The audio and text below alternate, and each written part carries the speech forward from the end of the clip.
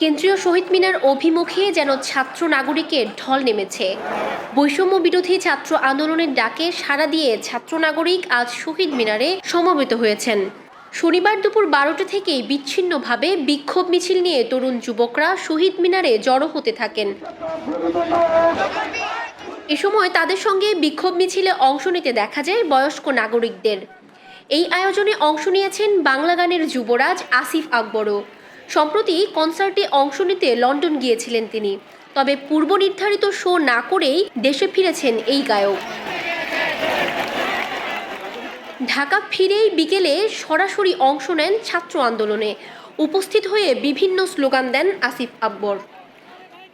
এর আগে লন্ডন থেকে তিনি জানান, ৩৪শে জুলাই ফিরছি নিজের দেশে, নিজের সন্তানদের কাছে। সব ঠিক থাকলে দেখা হবে ধানমন্ডি রবীন্দ্র সরোবরে। এদিন শিক্ষার্থীদের সঙ্গে সংহতি জানিয়ে ধানমন্ডিতে সঙ্গীত শিল্পীদের অংশ নেওয়ার কথা থাকলেও তারা শহীদ মিনারে অংশ নেন। রবীন্দ্র সরোবরে আমাদের গেট আপ স্ট্যান্ড আপ দুদিন আগে নির্ধারিত কর্মসূচি।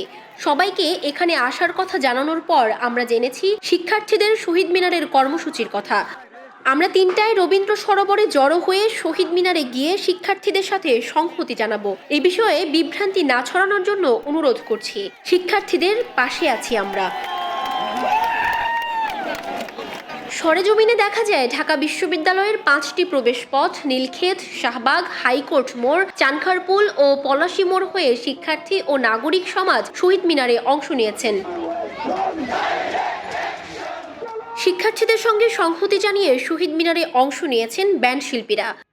গীতিকার, সুরকার ও সঙ্গীত পরিচালক প্রিন্স মাহমুদ ও লতিফুল ইসলাম শিবলিকে বিক্ষোভে স্বতঃস্ফূর্ত অংশগ্রহণ করতে দেখা যায়। এছাড়াও অভিনেত্রী আজমেরি হক বাঁধন, পরিচালক খিজির হায়াত খান, আশফাক নিপুণ, সঙ্গীত শিল্পী এলিটা করিম সহ আরও অনেকে অংশ নিয়েছেন।